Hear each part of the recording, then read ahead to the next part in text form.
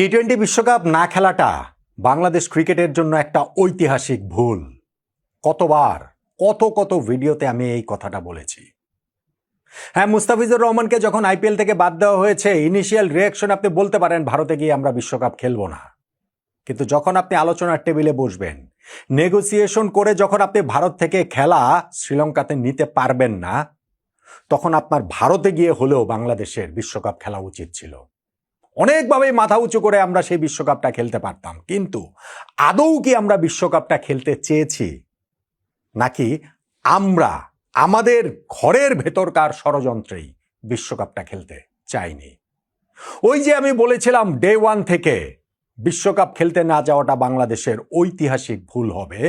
অনেকে এটার সঙ্গে একমত হননি, কিন্তু আমি তখন থেকেও জানতাম এবং বলে এসেছি, যত সময় গড়াবে ততই এই পক্ষের মানুষের সংখ্যা বাড়বে, এই দিকের ভিড়টা বাড়তে থাকবে।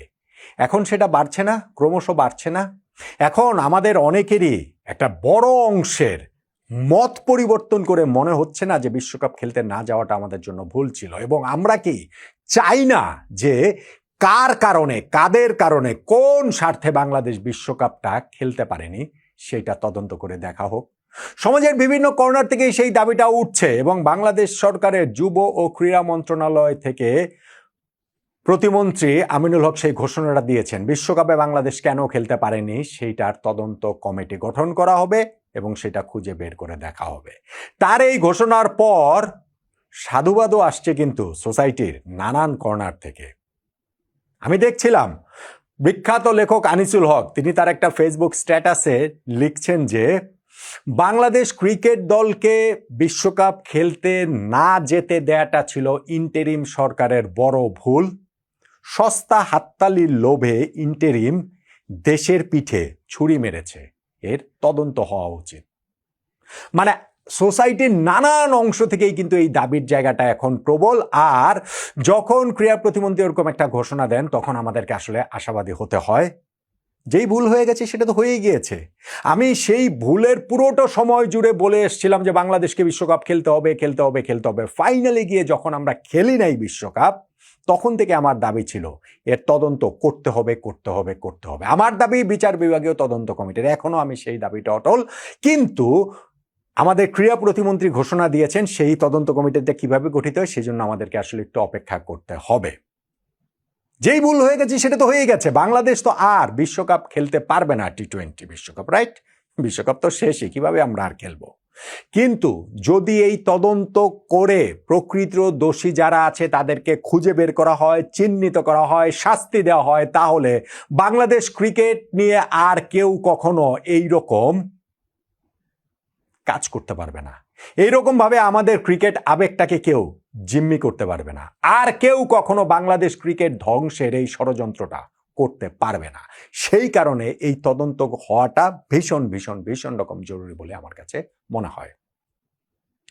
দেখেন, বিশ্বকাপ ক্রিকেটে বাংলাদেশ যে খেলেনি, এখানে খেলতে যাওয়ার যে যারা ছিল মেল স্টেক হোল্ডার, তাদের ওই জায়গাগুলো থেকে কার আপত্তি ছিল আমি যদি কয়েকটা ভাগ ভাগ করে বলি তাহলে আপনি আমাকে একটু মিলিয়ে দেন তো। নাম্বার 1, ন্যাশনাল টিমের ক্রিকেটার এবং কোচিং স্টাফ, তাদেরকে আপত্তি ছিল টি-20 বিশ্বকাপ খেলতে যাওয়ার ব্যাপারে, ভারতের মাটিতেও খেলতে যাওয়ার ব্যাপারে।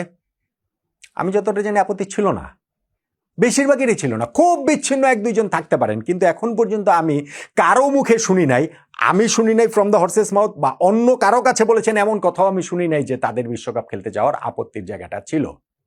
আমাদের ক্রিকেটারদের কাছে তো জানতেই চাওয়া হয়নি যে তারা যেতে চান কি চান না। 4 তারিখে এই ঘটনাটা ঘটেছে, আমরা সিদ্ধান্ত নিয়েছি বিশ্বকাপ খেলতে যাব না ভারতে, এবং 20 তারিখে গিয়ে এই ঘটনার 16 দিন পর লিটন দাস প্রেস কনফারেন্সে এসে বলে গেছেন যে না, তাদের সাথে এরকম কোনো আলোচনা হয়নি। হ্যাঁ, তারপরে গিয়ে একটা মিটিং হয়েছে ক্রীড়া উপদেষ্টা, বাংলাদেশ ক্রিকেট বোর্ড প্রেসিডেন্ট তাদের উপস্থিতিতে, কিন্তু সেইখানটাতে শুধুমাত্র তাদের সিদ্ধান্ত জানিয়ে দেওয়া হয়েছে, ক্রিকেটারদের কাছে তাদের মতামত জানতে চাওয়া হয়নি। ফলে আমাদের ক্রিকেটাররা, কোচিং স্টাফ, বিদেশি কোচিং স্টাফ বলেন, দেশি কোচিং স্টাফ বলেন, তাদের কারো কি খেলতে যেতে আপত্তি ছিল? আমি তাদেরকে এক ব্র্যাকেট বন্দি করে বলছি, মোটা দাগে ছিল না। মাঠের ক্রিকেট যারা খেলবেন তারা নিজেদের ব্যাপারটাতে যদি এতটাই তারা ওই কনফিডেন্ট থাকেন যে আমরা ওয়ার্ল্ড কাপ খেলবো, তাদের এই মতামতটা জানতে চাওয়া হয়নি কেন? নাম্বার 2, বাংলাদেশ ক্রিকেট বোর্ড, তারা কি বাংলাদেশকে বিশ্বকাপ খেলতে যেতে দিতে চেয়েছিল? আমার এই জায়গাটাতে বিরাট প্রশ্নের জায়গা রয়েছে এবং সেইখানটাতে শুধুমাত্র ক্রিকেট বোর্ড ওই সময় আজ্ঞাবহ হয়ে থেকেছে, সরকার যা বলেছে সেটাই করেছে, এইভাবে যদি আলাদাভাবে বিচ্ছিন্নভাবে দেখি তাহলে হয়তো ঘটনাটাকে পুরোপুরি আমরা দেখব না। আমাদেরকে লার্জার পিকচারটা দেখতে হবে। আমাদের দেখতে হবে তদন্ত কমিটি যারা গঠন করেন তাদের তদন্ত করে দেখতে হবে যে বাংলাদেশ বিশ্বকাপে যে খেলবে না ওই সময়টার মধ্যে ক্রিকেট বোর্ডের যারা ডিরেক্টর ছিলেন, ক্রিকেট বোর্ডের যারা প্রভাবশালী ডিরেক্টর এবং ক্রিকেট বোর্ড প্রেসিডেন্ট আমিনুল ইসলাম বুলবুল ভাই ফোনে কার কার সাথে কথা বলেছেন, কোন রাজনৈতিক নেতাদের সাথে কথা বলেছেন, কোন রাজনৈতিক ছাত্র নেতাদের সঙ্গে মিটিং করেছেন, মিরপুর স্টেডিয়ামে মিটিং করেছেন, সিসিটিভি ফুটেজ পাওয়া যাবে না? পাওয়া যাওয়া তো উচিত। এবং সেই মিটিংগুলোতে কিভাবে তাদেরকে সাপোর্ট দেওয়াটা হবে যে ওয়ার্ল্ড কাপ যেন বাংলাদেশ খেলতে না যায় এটা তারা নিশ্চিত করবেন এবং তাদেরকে জনসমর্থনটা কিভাবে তারা দিবেন ওইগুলোও কি আলোচনা হয়েছে কিনা খুঁজে বের করে দেখা উচিত না? বাংলাদেশ ক্রিকেট বোর্ড দায়িত্ব এড়াতে পারে না, তাদের বিষয়ে আমি প্রশ্নবোধক চিহ্ন এই কারণে দিয়ে রেখেছি। আমাদের বুলবুল ভাই ক্রিকেট ইতিহাসের স্বর্ণযুগের প্রতিনিধি, আমাদের অন্যতম সেরা ক্রিকেটার, বাংলাদেশ ক্রিকেট ইতিহাসের সর্বকালের সেরা ক্রিকেটারদের মধ্যে একজন, আমাদের প্রথম বিশ্বকাপ দলের ক্যাপ্টেন তিনি। কিন্তু তার মানে এইটা নয় যে তিনি বোর্ড প্রেসিডেন্ট থাকাকালীন সময়ে বাংলাদেশ বিশ্বকাপ খেলতে পারবে না আর সেটার কোনো দায় তিনি নেবেন না, তার উপরে আসবে না। কার কার সঙ্গে কথা বলেছেন, কার কার সঙ্গে মিটিং করেছেন, কিভাবে কি ওই জায়গাটাতে বাংলাদেশে বিশ্বকাপ না খেলাটা এনশিওর হয়েছে সেইটা অবশ্যই তদন্ত করে দেখা উচিত। এবং ক্রিকেট বোর্ডের কোন ডিরেক্টররা ওই সময়টাতে বেশি ভোকাল ছিলেন, তাদের মতামতটা অন্যদের উপরে চাপিয়ে দিয়েছেন সেটাও খুঁজে বের করে দেখবে নিশ্চয়ই তদন্ত কমিটি। ধর নাম্বার 3, সরকার কি এই বিশ্বকাপ খেলতে দিতে চেয়েছে নাকি চায়নি? স্পষ্টত সেটা চায়নি। বাংলাদেশে সেই অন্তর্বর্তীকালীন সরকারের যুব ক্রীড়া মন্ত্রণালয়ের উপদেষ্টা ডক্টর আসিফ নজরুল ক্রিকেটারদের সঙ্গে মিটিং এর পরে প্রেস কনফারেন্সে এসে নিজে বলেছেন যে এইটা সরকারের সিদ্ধান্ত, আমরা মনে করছি যে বাংলাদেশ দলের ভারত সফর করা কোনোভাবেই যৌক্তিক না, নিরাপদ না, সেই কারণে আমরা এটা দিচ্ছি না। পরবর্তীতে তিনি আবার বলেছেন এটা তার সিদ্ধান্ত না, তাদের সরকারের সিদ্ধান্ত না, এটা নাকি ক্রিকেটার এবং ক্রিকেট বোর্ডের সিদ্ধান্ত। পরবর্তীতে আবার বলেছেন যে না, তার কথা ভুল ব্যাখ্যা হয়েছে, ভুল বোঝাবুঝি হয়েছে, এটা সরকারের সিদ্ধান্ত। আসল ঘটনাটা কি তদন্ত কমিটির মুখোমুখি ডক্টর আসিফ নজরুলকে অবশ্যই করা উচিত এবং অবশ্যই আসল ঘটনাটা জানা উচিত।